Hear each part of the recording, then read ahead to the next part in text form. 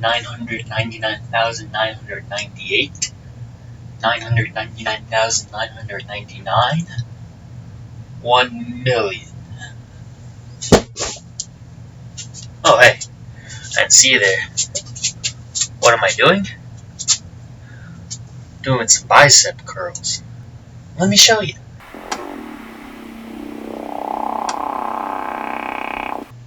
Okay, so for my demonstration, I'm going to be using a pretty common tool for the bicep curl, some dumbbells, and first thing you want to do is get into athletic stance.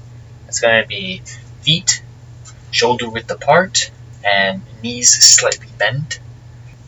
Bring your shoulders back, chest out, chin up, eyes forward. You want to take a deep breath into your abdomen. Brace that core, and then you're going to bend at the elbow. Bring that dumbbell up to your shoulder. And when you're coming up, you want to rotate it. Rotate your wrist and your forearm so that your fingers end up facing towards the camera. Alright? And the reason you want to do that is because your bicep, hence the name bicep, has two heads. The long head, which is on the outside, and the short head, which is on the inside.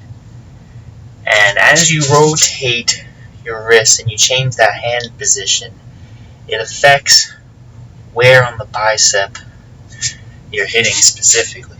Alright? So when you rotate them, you're hitting the whole bicep. And if you wanted to, you could do reps where you don't rotate them, or you can do a neutral grip,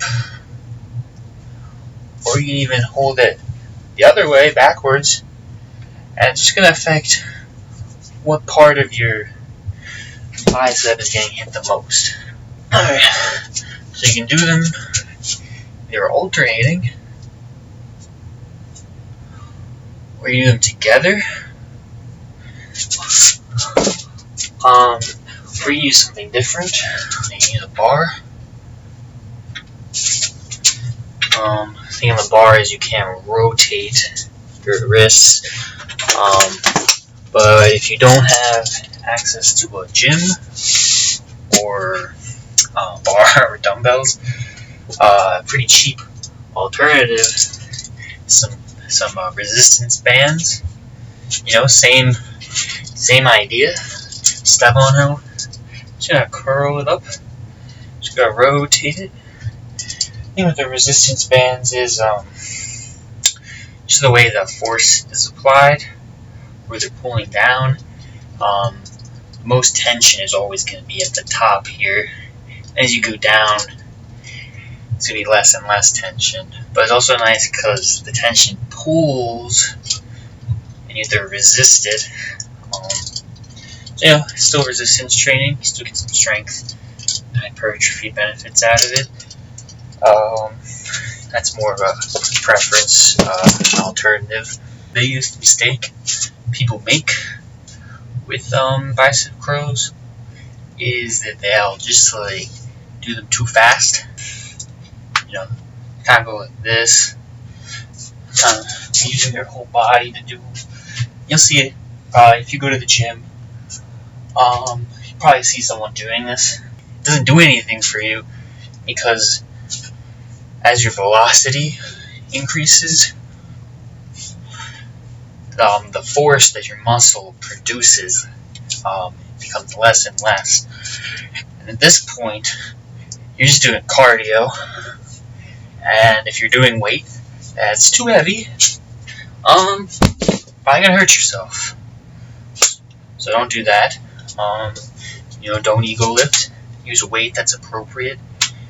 You want to do a weight that you can perform 8 to 12 reps. If you fail in that range, that's what's going to give you the best mix of strength and hypertrophy benefits. It's a good exercise for your elbows, as long as you're using proper form and you're not overdoing it on the weights. It'll help a lot strengthen your elbows, because it's the muscles around your elbows, which is always good. You want to keep your joints healthy. Great for, getting bigger arms, getting stronger arms.